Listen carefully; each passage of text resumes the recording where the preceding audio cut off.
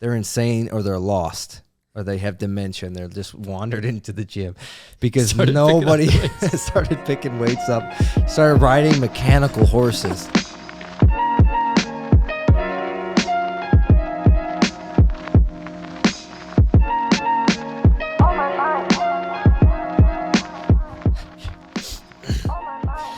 Welcome back to another episode. I'm here with my friend Matt, back again.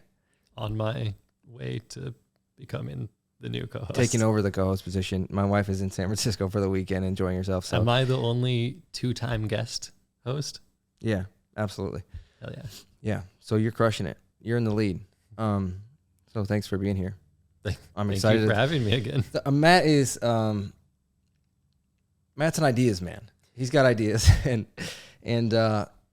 we were talking about podcast segments and how we can make this thing better. And you got some good ideas, and so we're gonna try. We're gonna try them out. I mean, they're ideas. They're ideas. I didn't do anything. We don't know if they're good ideas yet. We'll find out. But we're gonna start with this week in fitness. I think that may be a reoccurring theme. We'll see how it goes. I didn't really do any research. I just saw a few things over the week, so we're going to chat. In the future, I'll be doing some research. I'm just going to say, if this doesn't work, I don't blame my idea. I blame the execution of it when you're admitting you did no research into the topic. That's fair. A couple things. Some of them are fantastic. Some of them aren't. So I saw an article this week that said home fitness equipment to hit $17 billion as an industry. That is a lot of money. That's a lot of money.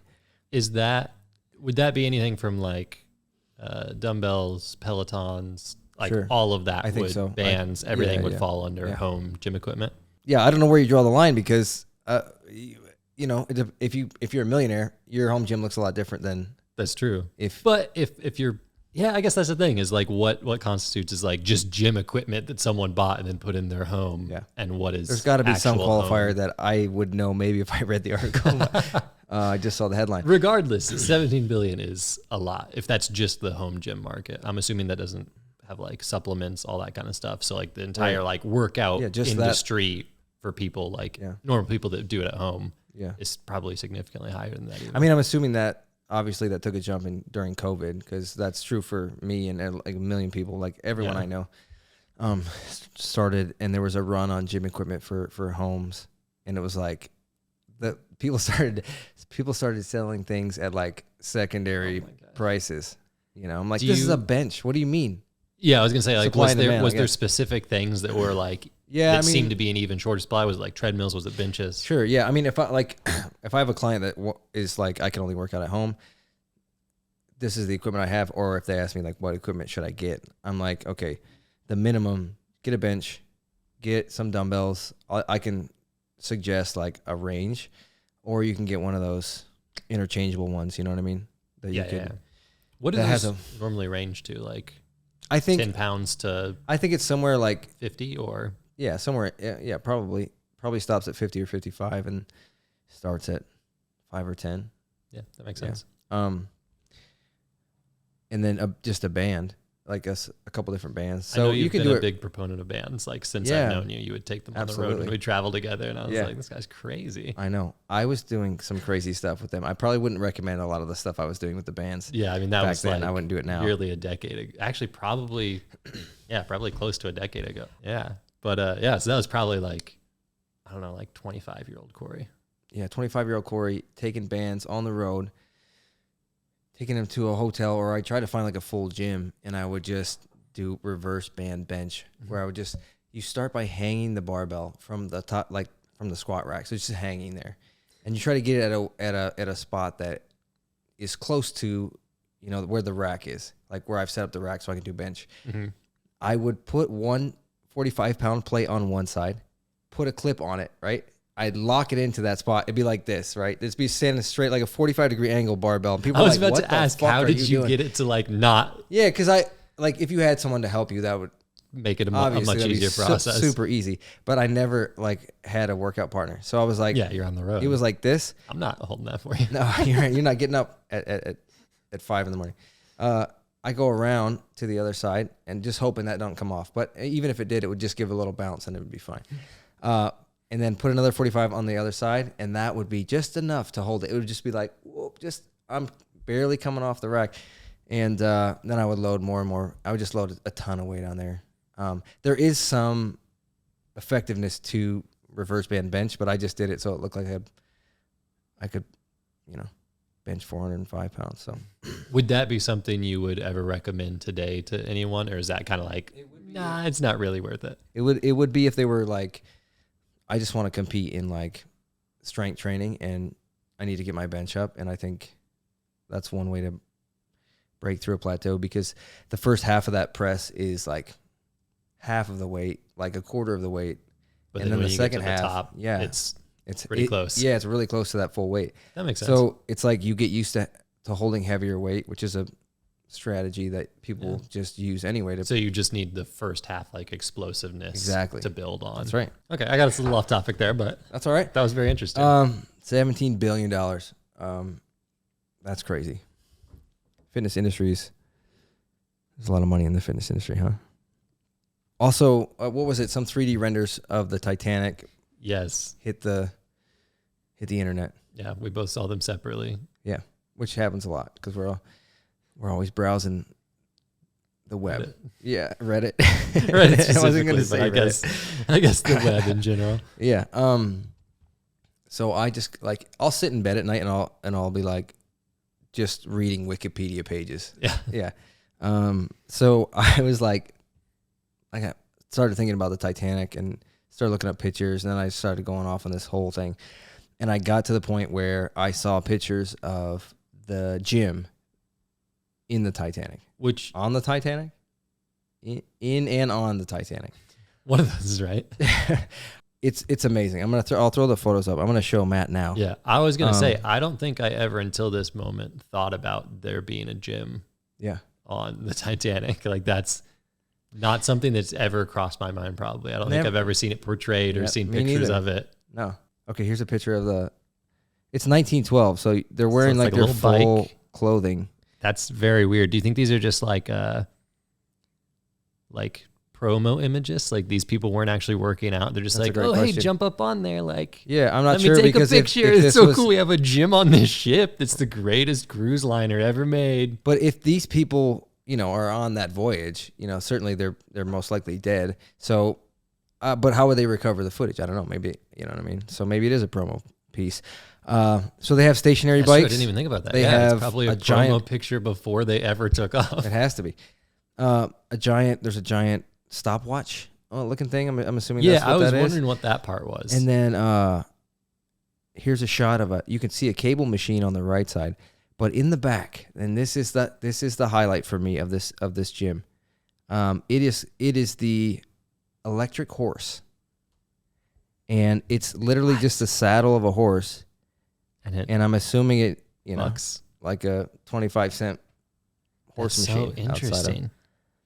What do you think that was supposed to do? I don't know. Who knows? It doesn't really seem like something that belongs in a gym in like modern times, but was there something they were like thinking back then that maybe it was like we're just going to beat your ass up, and just so your ass gets used to sitting on a horse. Like maybe you're just like, yeah, I can't go horse around a lot back in 1912 still. You're just like, oh, I need to get used to this, like train those muscles. Sure. Or you're like, I'm going to not be riding horse for 3 weeks while I'm on the Titanic. Shit. I better beat my ass up with this saddle on. Can't get too used to the good life. Can't believe they have an electrical horse on board. Like you're just like thrilled. And then it does seem more like a ride and like a novelty than something that would be useful in the gym. Yeah, I don't know. Maybe I should do some research about what they were thinking. Yeah, but maybe like put a link in the description if there's any info that we can find on it afterwards. There's those ideas. Because I'm curious myself. I'm also curious. You said a cable machine. Yeah. Oh, I didn't show you. How old is the cable machine? I don't know. Because that's something I would not have expected them to like have back then. It's possible that that's not what this is. But it looks like it does look like one. You know better than I do, but I guess not in 1912. Here's another shot of the electrical horse. This is just a 1912 different version of it, but it looks like there's more to it. So interesting. More than just a saddle, but anyway, that was crazy. That is crazy. Who would have thought that they were working out on the Titanic? Just sitting on some Your electric last horses. workout, sitting on a horse. I do wonder how many people took advantage of the gym on board. Like how many people used that gym before it sank? I think we're the only people that care, the fitness people. So maybe I should do some research and come back on the next episode with something. Try to interview like people, like first or second hand accounts. Yeah. I don't think there's any first hand accounts. Is there any living survivors? I probably not. I don't they think would have so had to be point. Like children and live to like 115. And they're, children, you can't trust anything they say. There's no way they're going to be like, there was aliens on the Titanic. Yeah, aliens sucked the Titanic. You heard it here. And then I saw another, moving on. Yes. Because we could come back to it. We could talk all night about the Titanic. I saw a picture of, it was a picture of Bruce Lee. I'm looking at it now. And it was split in half. And on the right side was, it looks like a Yahtzee score sheet, but it's really his workout. It's his entire workout. At the Hack Kyung Gymnasium. And 1965. He's doing squat. That's number one. He's doing 3 sets. Guess how much weight he's moving around? He's the little guy. Yeah, I was gonna say he's not too big. Maybe like squats. What do you squat? Like I'll do 315 for a set. I'm gonna go like 140. Yeah, I would have said something similar, or maybe a little bit more. 95 pounds. He's doing 3 sets of 10 reps. It's the first thing. I think he could probably push a little bit harder there. But obviously, he's not concerned about having tree trunk legs. Yeah, he wants to be fast. Right. He's doing the French press. What is that? That's when you make some coffee. Make coffee grounds, soak coffee grounds in hot water, and then squeeze the life out of it. Incline curl. 4 sets, 35. I don't know if those are dumbbells or probably not, judging by the amount of weight he put up on his squat rack. Yeah, that's pretty low. I figured, I don't know how the con curl, I don't even know what that is. Con curl? Maybe he had like his own proprietary. He's doing a lot of push-ups. That makes sense. Tricep stretch. Dumbbell circle. Reverse curl. Wrist curl. And then sit up and calf raises. Interesting. Yeah, I thought it was fascinating to see like him writing out his workout. Yeah, he must have been like very regimented in it. It says forearms, biceps, and triceps on the side of this, which is just maybe a note he made. But anyway, I thought that was fascinating. That is pretty cool. Does it say how many times he worked out a week? Like, was that what he did throughout the week, or was that like he's just doing that every day in the gym? Yeah, I don't know. Maybe that's why maybe the weight was so low. It could be that. Because he's like, I'm just going to do this every single day. That seems like a lot of volume. As far as I know, he was like pretty much the same size, like his entire career. Yeah, he was a short king, wasn't he? I think he was pretty short, and like he was like fit, but I don't think he was like ever like sure. I mean, this ripped, is like this huge is like him kind fit. Of thing. So yeah, like he was just kind of like in shape. Exactly, and you certainly wouldn't want to challenge him, even if you maybe had a better physique than him. Also, it's 1965, so he's getting tips from Jack LaLanne. All right, we talked about doing a meal of the week, and the meal of the week this week has been just Chipotle because my wife's been gone. Oh, yeah. But I need to hit my macros. Yeah, I mean, I did cook some steak today, but I feel overwhelmed having the baby on my own, despite having a babysitter yesterday for 4 hours, and then my mother-in-law today. Yeah, so I just get like a steak bowl. So it's a 2-time steak bowl, double the steak, with brown rice, tomato salsa, fajitas, and lettuce, and that's it. I actually added it to my meals that I assign to clients, because a lot of them are like the whole Chipotle order. That Chipotle order, yeah. And then it scales to their macros, but yeah, it's like the go-to, and yeah, it's a legitimate meal you can get out easily. Pretty accessible for most people. Exactly. That is macro friendly. Yeah. Yeah. And that seems pretty rare in the world of like fast food. Is there any others like that? Yeah, there's a lot. I actually have like a whole list of like restaurants with specific meals that I think would be the most macro friendly or the healthiest. That seems like a good thing to have, kind of like a list of that whether it's actually written down or you just kind of have a few like. No, it's all written down. I did this recently because I wanted to record some content about it. Yeah, that makes sense. Yeah. So, and I had, what started it is I had like 3 people ask me in a week about where they should eat out at. And I was like, okay, let me make a list. So, maybe we'll share that at some point. That's awesome. That makes a lot of sense to have that. Yeah, for sure. I'm sure there's a lot of people that's where they kind of get stuck in like bad habits, is they're out, they're busy, and they just don't have that like knowledge of where can I go that's easy still. Yeah. That is going to keep me like on my meal plan for the day. Yeah. I mean, it's just like whenever trying to get a meal in becomes inconvenient in some way, it's like, that's when you're just like, I don't care. Yeah. Whatever. I'm hungry. I'm just going to eat something. Yeah. And especially like, it's one thing to, I'm not feeling it today, I don't want to go to the gym. Like that's one thing. But when you're hungry, it's like, I need food right now. Like exactly. I don't care. Like I just want this feeling of hunger to go away. Yeah. That's a pretty good point. For thousands of years, we've craved food to keep us alive. And I mentioned this on the other podcast. I was talking about fasting, and I was like, I'm always so impressed with people that can do that, because it's like, it's not that you just want food, you actually need food to survive. And so there's like, you're fighting more than just your desire to have something you want. You're like literally fighting against human nature. Your human nature, to consume food. So yeah, I was like, that takes a lot of self-control. I feel like it's one of the ultimate tests. But anyway, I'm trying a new supplement this week from Alpha Lion, who I'm sponsored by. Shout out Alpha Lion. Full disclosure. Shout out Alpha Lions. All the Alpha Lions out there. Let me see you. Do you remember, what is the movie that came out, the Knives Out? Glass Onion? Yeah, in Glass Onion, there was, Batista was wearing, like, his introduction shot, he's wearing like an Alpha Lion t-shirt. He's wearing like a lion. It does look like one. I was like, did he get signed? They didn't tell us that. Batista's on the got signed to Alpha roster. But I'm trying their it's called Superhuman Post. Everything is Superhuman and then something else after it. Okay. And is this the first time Alpha Lions had like a post? They've had it for a little while. I haven't tried it. I was just taking creatine on my own. This has creatine in it and a couple other things to help with recovery. So I thought I'd give it a shot. So I'll throw that up there. How long have you been doing it now?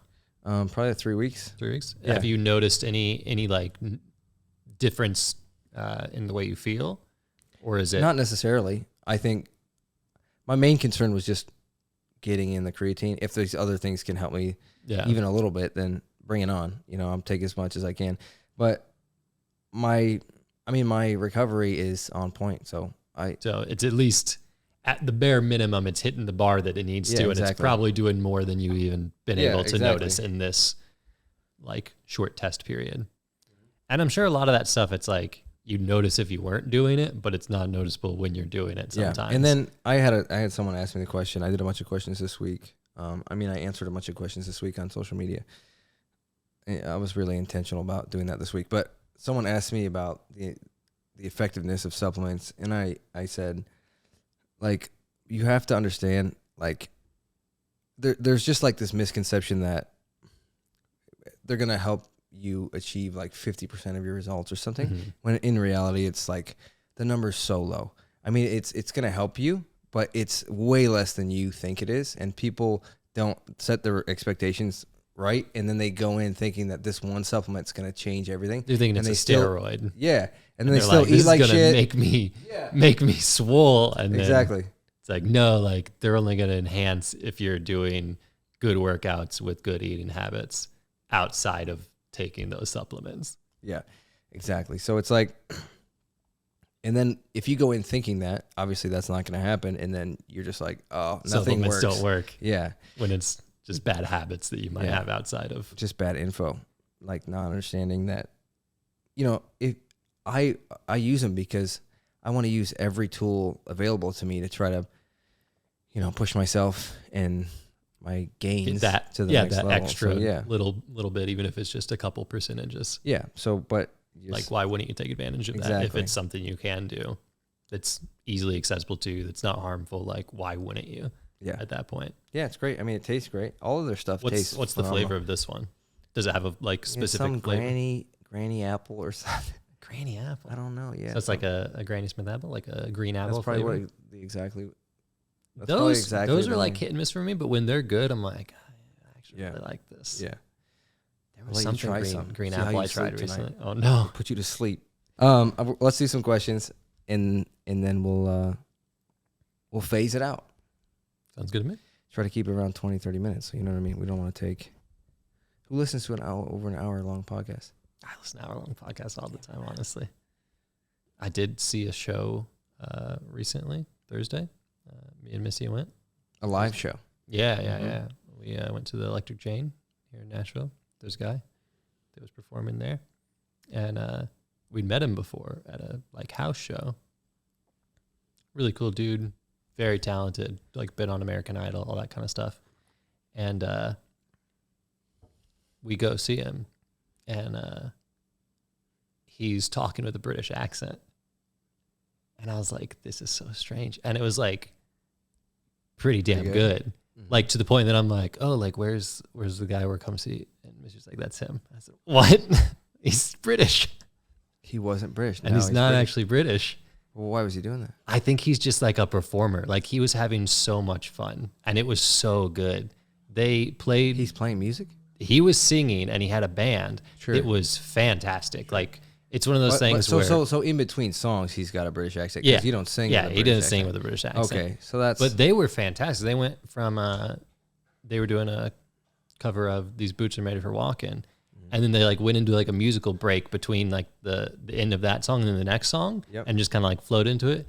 And they just started playing the Immigrant Song by Led Zeppelin. I was like, this is maybe one of the greatest things I've ever seen live. Like, it's just one of those things that was just like, yeah, in Nashville, like there's so many people that are more talented than like the gig would require. Sure. So like you wouldn't expect to see that good of a show there. But it was incredible. And we're in Nashville, so there's just like incredible guitarists, incredible singers that are just like... That's why I'm like, at church, I'm like, how is everybody so talented? And they're like, we're in Nashville. I'm like, yeah, like these, basically everyone here, if they caught the right break that are performing in that level or higher, it's like, yeah, they could be legitimately somebody. It's just there's this many spots and this many people just in Nashville trying to get those spots. Trying to make it. But so man, like play anything. I was thoroughly impressed. That's incredible. Can we talk about that song? Because that song is unreal. It's like one of the higher songs in my gym, like go-to gym, like I just rock like turned to Missy, like, Missy, do you know what song this is? Because I like started to like realize like, oh, they're like going into that like before that part ever hit.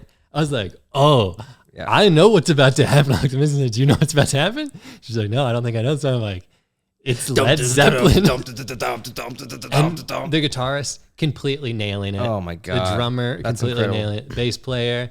And it was just incredible. It was one of the like standout moments of living in Nashville for me so far. It was just like, oh, I've been to like some house shows and like they're great, but like an actual stage with a lighting tech and a sound guy. Do you remember the girl with the dragon tattoo with the remake with Trent Reznor? Did it with Daniel Craig? Trent Reznor, who's from Nine Inch Nails, he redid the Immigrant Song, and it is unreal. Like that's the song that's actually on my playlist. Yeah, that makes sense. It's a little more like punchy. It's like you're gonna hit a PR. Let's put this on.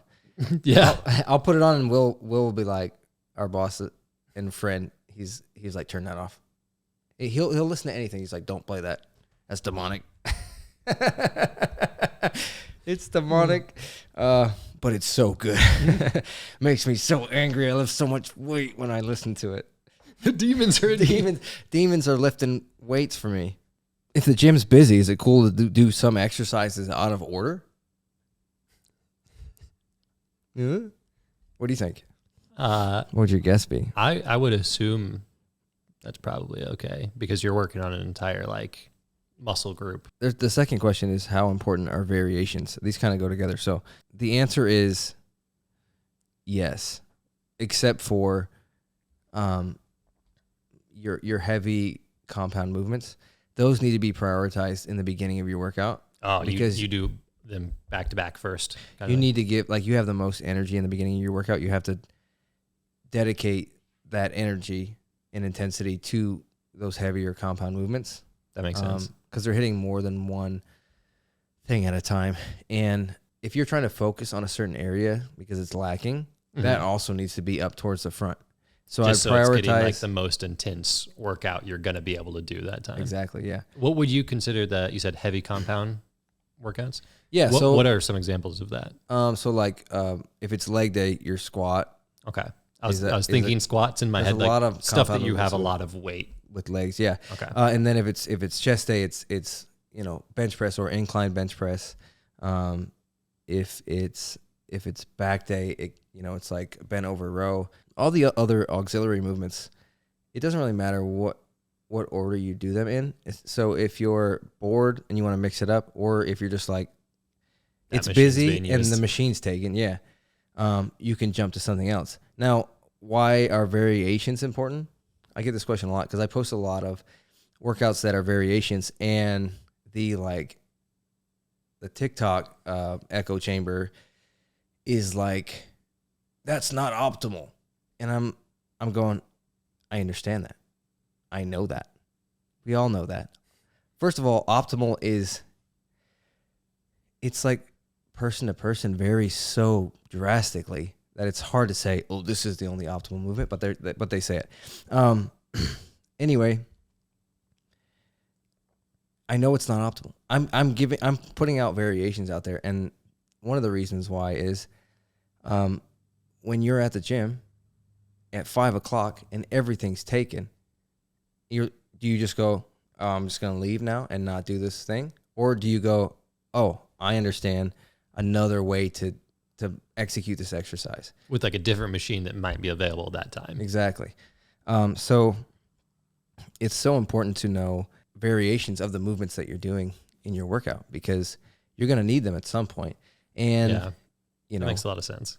And if you're programming stuff yourself after 12 weeks or so, you should be, switching it up, not drastically, but doing a variation of the movements you did in the previous one. The issue I encounter most is people are not doing it because it's not available. So they need an alternative. Yeah. Or they're bored and the boredom's affecting their intensity. Yeah. And I'm like, well, if something new may be less optimal, but it's going to excite you and you're going to give more energy and intensity to it, you're going to get a better result from that. So then that's executing that exercise in a better way than you're executing the optimal movement. Exactly. So then that becomes optimal. Yeah. So it kills me. All the TikTok, they're stuck in this narrow there's these beam. 12 exercises, and that's all you need to get shredded. And that's true, but it's also true that that's going to be a lot harder plan to stick to than having all of that information in your tool belt. Exactly. So that answers that question. What is the dumbest workout and why is it kickbacks? I don't think I know what kickbacks are. You're going to have to explain this to me first. I'm going to demonstrate. So kickbacks are a tricep workout where you're standing up. Now you're bent over, so your torso is parallel with the floor, and you're extending your arm this way. So you're kicking back your arm this way, right? Okay. It's going from here to here. You may be hitting your tricep at the very top of it, but anywhere else, it's like there's no tension on it. But if you do it with a cable, you're getting tension almost the entire time. Okay. So the cable's a way better version than a dumbbell kickback. I would say dumbbell kickback is probably one of the worst movements. So there's movements that can be terrible if executed one way, but actually sort of effective if you execute it with a different machine in a different way. Yeah. People think that I think they would separate cable and dumbbell in this instance because it's so drastic. Yeah. I mean, that makes sense to me the way you've explained it. But then if you think about it, if you stand up, now I'm standing up, right? Mm-hmm. Take a cable, press it down like this. It's literally the same movement. So you're just bent over doing one. Yeah, so you're bent over for no reason, essentially. So that is very interesting. So I think this guy's right. He answered his own question, and it's kickbacks. specifically the dumbbell kickbacks.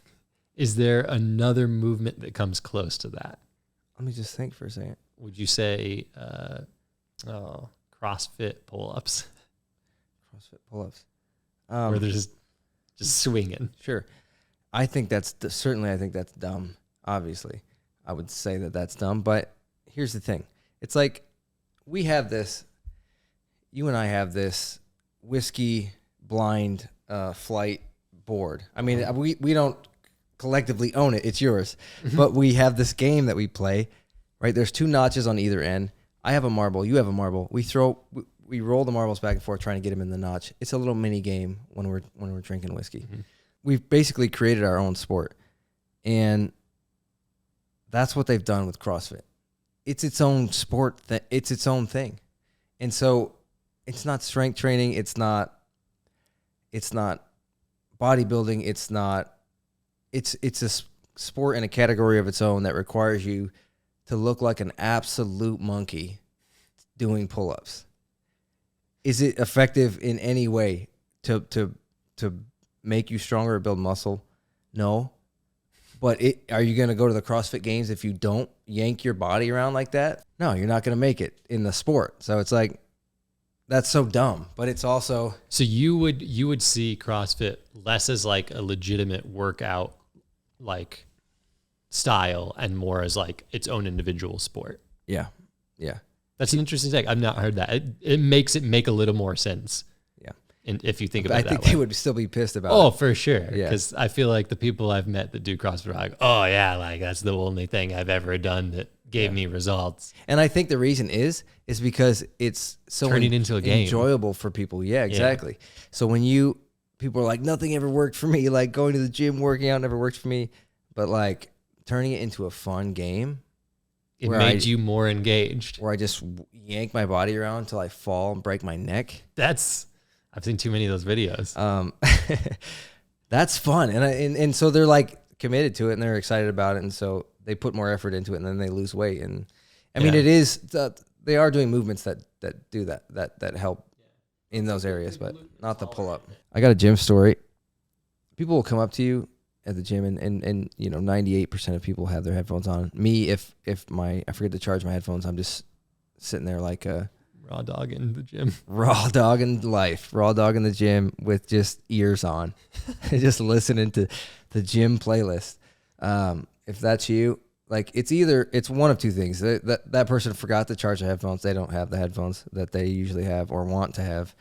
And then 2, they're psychopaths. They're absolutely insane.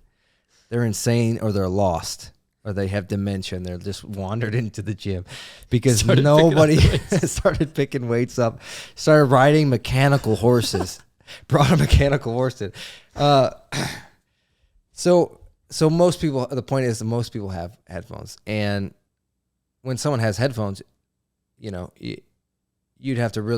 really interrupt them to get them to hear what you have to say. So we've just developed a sign language, like gym specific sign language. It's its own sign language. And you have to kind of read lips too. So maybe it's not just sign language, but people come up to you and be like, are you done with that? Are you done with that? So you like know, are you using this, pointing.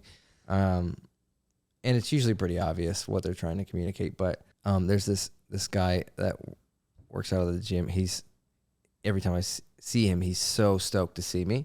And I'm so stoked to see him because he's stoked to see me. So I'm like really excited. So we just like have our own hand gestures and stuff. And he told me recently that he was really focused on getting his legs up. His legs are lacking and he's just going to be hitting them a lot. And so he's doing them like 2 or 3 times a week. So I'll be in there and I'll be doing my workout and he's over there. This was on Thursday. I was doing a chest workout and I see him. I mean, he's like 20 meters away and he's like spots me and he's like, hey. And I'm like, hey, we connected and he was like, check out my legs. We're communicating. We had a whole conversation with just like points to his legs. He shows me his legs. I'm working on my legs. I said, that's amazing. Good job. Keep it up. 3 times a week. I'm just doing this. And it's just like we're signing. It's like your own version of I'm trying to get him to steal second base. So if you like walk into the gym and if someone were to walk between us, which happened, I'm like, we must look absolutely insane. Just communicating and pointing to different parts of our bodies. So I thought that was interesting. A part of gym culture you might not know if you're not in the gym. And maybe I should make a chart. Yeah, like a little chart with all of the different gestures and what they mean. You should make a video for your YouTube channel. Coming soon. That's Matt, the ideas man, strikes again. All right, we're gonna wrap this up. Well, wow, holy cow, we covered a lot of things. Yeah, and there was some structure to it. So hopefully, this was more enjoyable. We'll see. Yeah, I guess we'll find out. We'll see how the metrics go. But thanks for joining us. Get those metrics up. I need to take over. Matt's. Well, you're about to get hired as the co-host and ideas man. So you got to keep bringing the ideas, I guess. Thanks for being here. Yeah, thanks for having me. Can I just remind people,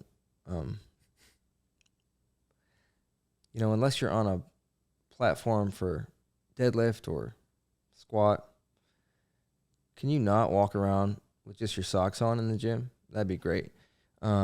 Because you walk out of the bathroom with your socks on, and you walk to your station, which is also a station that other people use, in your fucking socks.